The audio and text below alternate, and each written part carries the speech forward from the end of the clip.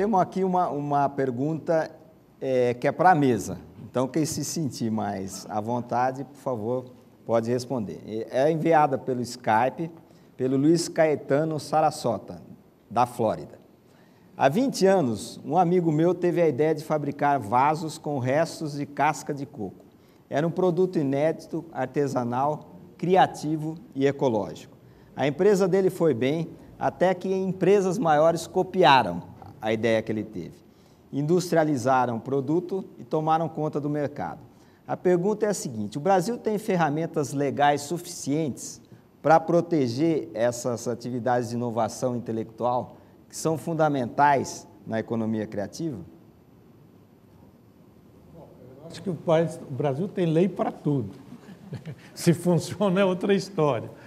Não, eu acho que existem coisas que se tornam de uso comum inevitavelmente. Você não pode impedir que outras pessoas acabem utilizando uma matéria-prima disponível como essa do coco. O que tem que proteger a propriedade intelectual. Isso nem sempre a nossa proteção é tão boa como poderia. Você tem questão de patentes, tudo isso que são bastante complicadas. Mas o problema, às vezes, é que ele teve a ideia, começou e estacionou. Tem que saber que o mercado evolui, o mercado cresce e tem que também estar se preparando para isso. Não dá para achar que aquilo vai ser um monopólio. Uma ideia boa não é monopólio. Monopólio é quando você tem um poder financeiro, tudo isso, para garantir. Então, eu acho que a legislação, existe legislação para proteger a propriedade intelectual, mas não protege, eu acredito, um caso como esse, que seria de uma reserva de mercado. Eu comecei com isso, ninguém mais pode fazer, porque é uma coisa que está à disposição de todo mundo. Mas eu acho que o problema todo de criatividade não se esgota em ter a ideia. Eu volto a insistir, eu acho que é preciso ter organização, ter método e definir se quer crescer ou não quer crescer. E para ter um perfil que possa manter a empresa viva, pequena, ou a empresa crescer. Então, acho que não é tanto um problema de legislação nesse caso. Agora nós temos aqui o resultado da enquete que nós fizemos no começo desse encontro. A pergunta era: aponte o maior obstáculo à criação de negócios inovadores no Brasil. O excesso de impostos teve 57%, muita burocracia, 31%, e falta de crédito, 12%. Agora, uma rodada final, vou fazer a mesma pergunta para uma reflexão de cada um de vocês. O Brasil vai sediar o ano que vem a Copa do Mundo. É uma oportunidade única para mostrar para o mundo a nossa cara, o que é o Brasil. Se o Brasil fosse comprar o espaço que ele vai ter na mídia, teria que provavelmente vender o próprio Brasil, porque é um espaço inacreditavelmente generoso na mídia mundial. Na opinião de vocês, qual seria uma ideia que o Brasil deveria passar para se posicionar como um país dessa economia criativa, essa economia do futuro, que cresce 4 vezes mais do que a economia industrial, segundo dados internacionais? Como o Brasil deve aparecer para o mundo para ganhar essa vantagem comparativa que só o Brasil vai ter de autoexposição e uma exposição provavelmente muito favorável? Doutora Lúcia, eu não sei se no caso é mais cavalheiresco perguntá-la pela primeira vez ou deixá-la para... Pode ser, não tem problema. Pode ser, por favor. Na realidade, eu acho que o Brasil tem que se mostrar como um país jovem. Nós vivemos hoje esse bônus demográfico que poucos países, muito da crise que a Europa está vivendo, tem a ver com o envelhecimento da população. Nós temos hoje, como eu disse, uma janela de oportunidade, uma população jovem que está na escola, pronta, se preparando para ser um país produtivo. Agora, eu acho que o diferencial desse país jovem tem que ser a inovação e a criatividade. Nós temos que fazer isso, como eu disse, de uma maneira estruturada para que essa nossa criatividade natural do povo brasileiro seja realmente um diferencial competitivo da nossa economia, né? O Brasil não vai se firmar no cenário internacional só como exportador de commodities. Ele tem que ser um exportador de novas tecnologias, da economia criativa, da inovação como vetor principal de mover a sua economia. A diversidade cultural, territorial do Brasil, aliada ao cuidado com a sustentabilidade que nós temos uma consciência cada vez maior da preciosidade dos recursos naturais que o Brasil tem, nos colocam realmente numa posição diferenciada e numa posição muito favorável a uma liderança em nível mundial. Mas a gente precisa mostrar que a gente é um país jovem, que está investindo em educação, que está preparando a sua nova geração para ser inovadora e criativa. Obrigado, doutora Marcel, por favor. Bom, a minha preocupação com relação ao que o Brasil vai mostrar por ocasião da Copa, por ocasião das Olimpíadas, primeiro a gente mostrar que é um país organizado, com um mínimo de funcionamento ordenado, começando por quando as pessoas chegam no Brasil já pelos aeroportos, pelas estradas, pelas ruas. Se nós conseguirmos isso, eu acho que nós já estaremos vendendo o Brasil para o resto. Depois, o resto vamos ter que conquistar mesmo via educação. Eu acho que o nosso caminho para um diferencial tem que passar pelo sistema educacional. Sem isso, nós continuamos crescendo, o Brasil é muito grande, tem muitos recursos, mas para ser realmente o país que nós queremos, eu acho que a base é a educação, não é Olimpíada, Copa do Mundo e muito menos trem-bala. Machado. Eu tenho muito medo, para dizer a verdade. A maior parte dos países que sediaram grandes eventos internacionais, como Olimpíadas, Copas do Mundo, não se deu bem. Barcelona é exceção, Alemanha é exceção, Sydney é exceção. Os outros deram com os burros na água. Parte do problema que a Grécia enfrenta hoje é porque gastou mal para preparar a Olimpíada. A China, que fez aquele negócio todo, grande parte das instalações olímpicas na China hoje está completamente subutilizada. Então, eu vejo isso com muita preocupação. Quer dizer, não sei por que o Brasil vai ter 12 sedes. Eu não consigo entender o que vão fazer. Tomara que eu esteja errado, mas eu não consigo entender o que vão fazer com o estádio de Manaus, com o estádio de Brasília. Quer dizer, a média de público do campeonato inteiro de Brasília, quer dizer, a soma do público do campeonato inteiro de Brasília, acho que não lota o estádio de Brasília. Então, tomara que eu esteja errado, eu sei que o conceito é de arenas multiuso, mas eu quero ver essas arenas funcionarem. A prévia não foi boa, o Pan-Americano não é um bom exemplo. O que nós jogamos de dinheiro fora com o Pan-Americano, um país como o nosso não tinha direito de jogar. Basta dizer que nós construímos um complexo aquático e 7 anos ele não serve para a Olimpíada porque ele é descoberto e tem que construir outro. O velódromo fica mais barato derrubar e construir outro do que reformar o que foi feito. Então, eu acho que o Maracanã já não sei quantas vezes foi reformado. Então, eu vejo com muitas preocupações. Agora, por outro lado, concordo com o Marcel, é uma oportunidade única. Se você conseguir fazer alguns investimentos em infraestrutura que não vão acabar com o torneio, que vão se perpetuar, isso seria fantástico e já seria uma coisa muito boa para o país.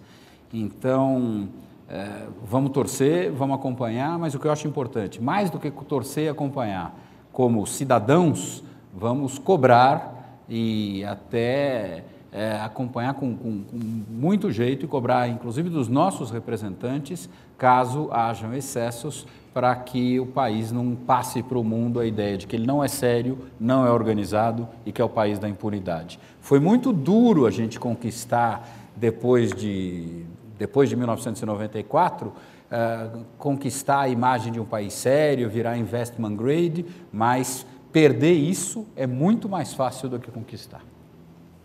Antes dos agradecimentos finais, e para aproveitar aqui a presença dos nossos debatedores, o Rogério Schmidt, que é nosso coordenador de cursos da Fundação Espaço Democrático, e o Marcos Garcia, que é um dos responsáveis pela parte de comunicação do partido e da fundação, perguntam o seguinte: o que o PSD, que é o partido da Fundação Espaço Democrático, pode fazer para estimular esse setor?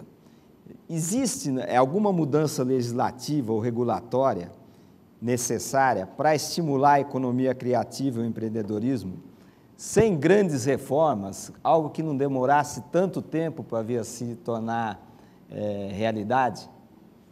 Fiquem à vontade para quem quiser responder primeiro. Eu vou emendar, vou pedir licença para já falar, porque eu acabei de falar. Eu acho que ele já está fazendo alguma coisa. Pelo que a enquete mostrou, e eu concordo bastante com o resultado da enquete, menos do que crédito, até porque o crédito foi alargado no Brasil nos últimos anos, o problema está na burocracia e está no excesso de tributação. Eu acho que o PSD conseguiu agora, ou pelo menos foi uma iniciativa de políticos do PSD, o imposto na nota.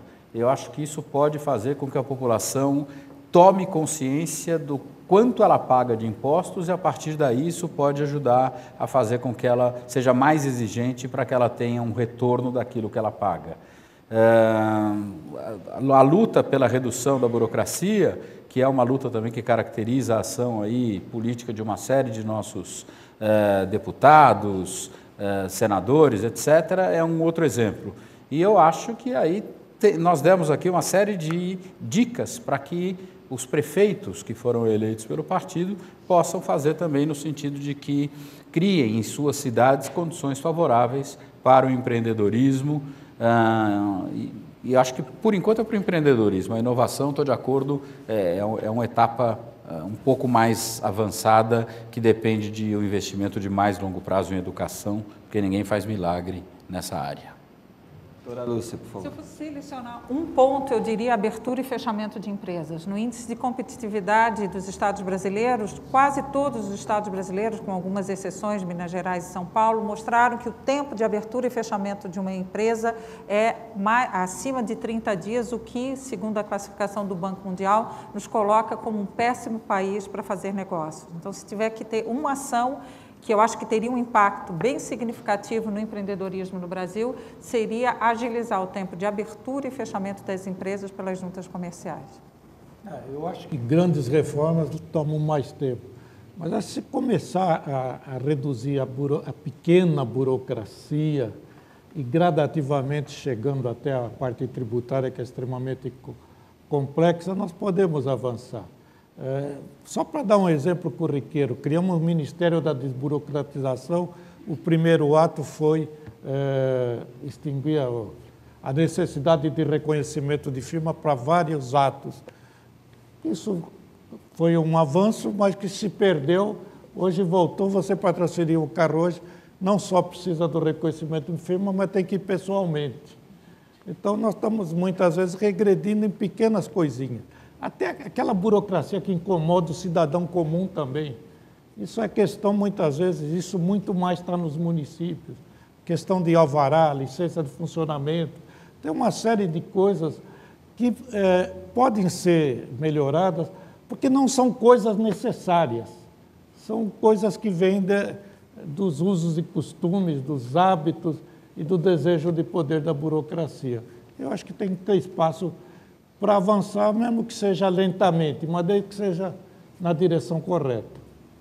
Não é muito necessário que no elevador tenha a plaquinha que nós nos certifiquemos que o elevador esteja à nossa frente antes de entrar. É certamente exagerado. Se você olhar, toda loja tem que ter um Código de Defesa do Consumidor em cima do balcão. Eu não sei para quê, porque não é bom enfeite, mas é uma exigência legal.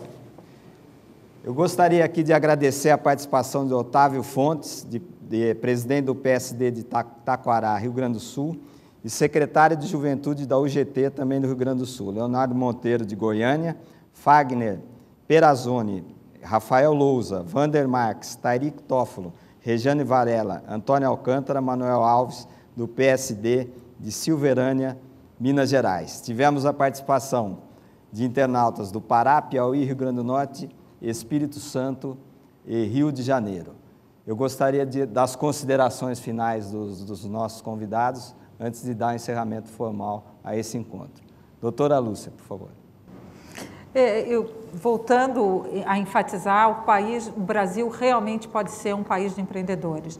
99% dos empregos gerados em Santa Catarina no último ano foram de pequenas e microempresas, de empreendedores que acreditaram que conseguiriam trazer para o mercado um produto, um processo novo e que gerariam riqueza e prosperidade para si, para suas famílias e para outras pessoas que trabalham com ele. Então, eu acho que nós estamos numa janela de oportunidades, vale a pena investir para educar essa nova geração para ser realmente empreendedora, criativa e colocar o Brasil num patamar com uma vantagem competitiva baseada na inovação e na criatividade. Marcel, por favor. Bom, eu acho que o Brasil vem progredindo, mas eu acho que muito lentamente, muito abaixo da capacidade e das possibilidades. Eu acho que nós precisamos nos empenhar mais em reduzir a burocracia, em melhorar o sistema de ensino e precisamos reduzir a tributação, mas isso tem a ver com o gasto público. Mas se a gente conseguir avanços, mesmo pequenos, vai melhorar o país. Muito obrigado. Essa foi o terceiro seminário da nossa série. Machado, por favor, suas considerações. Não, apenas agradecer aí pelo convite, pela oportunidade de falar sobre um tema que está em grande expansão no Brasil e no mundo e parabenizar o partido pela escolha do tema, porque realmente pela escolha do tema do ciclo de debates. O país precisa realmente desatar os nós, porque potencial ele tem. E se esses nós começarem a ser desatados, segura. Agora sim, estamos encerrando esse terceiro debate do nosso ciclo, saudando novamente os nossos companheiros de Goiânia, especialmente ao Vilmar Rocha, deputado Vilmar Rocha, que é o vice-presidente da Fundação Espaço Democrático. Aos internautas, nosso boa noite e até a próxima.